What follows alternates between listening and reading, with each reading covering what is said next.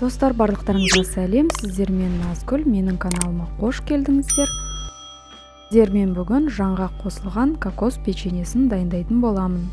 Ал ендеше кірісейік, каналыма тіркеліп, лайк басып, пікір қалдыруды ұмытпаңыз. Бөлек ыдысқа бір жұмыртқаны саламыз. Үстінен қант ұнтағын қосамыз да жақсылап араластырамыз.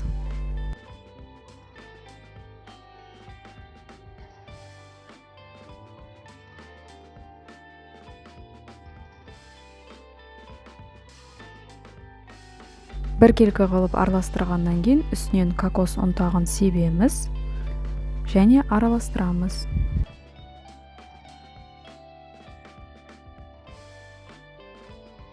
Кокос ұнтағынан кейін жұмсақ сармайды салып, бір келкі қылып барлығын жақсылап араластырамыз.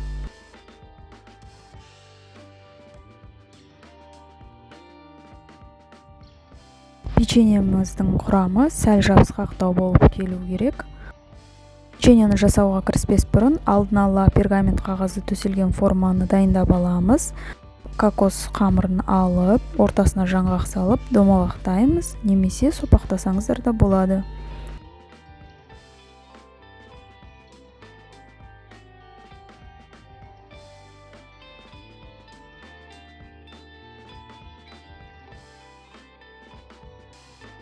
Осылай барлығын жасап шығамыз. 8-10 дана шығу керек. Менде 8 дана шықты.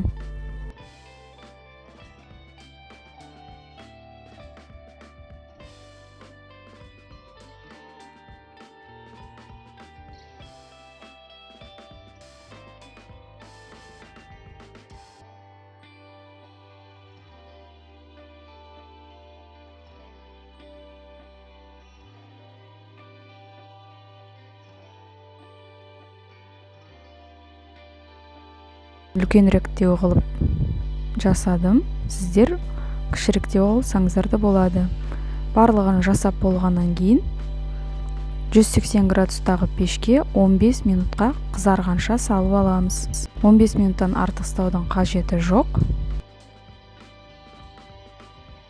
Біздің печеньеміз дайын, достар. Дәмі керемет болып шықты.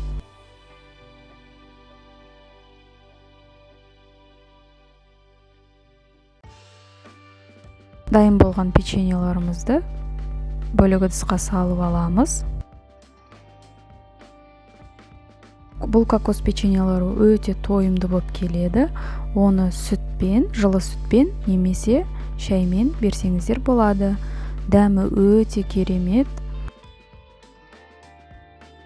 Балаларыңыздың көңіліне шығады деген ойдамын.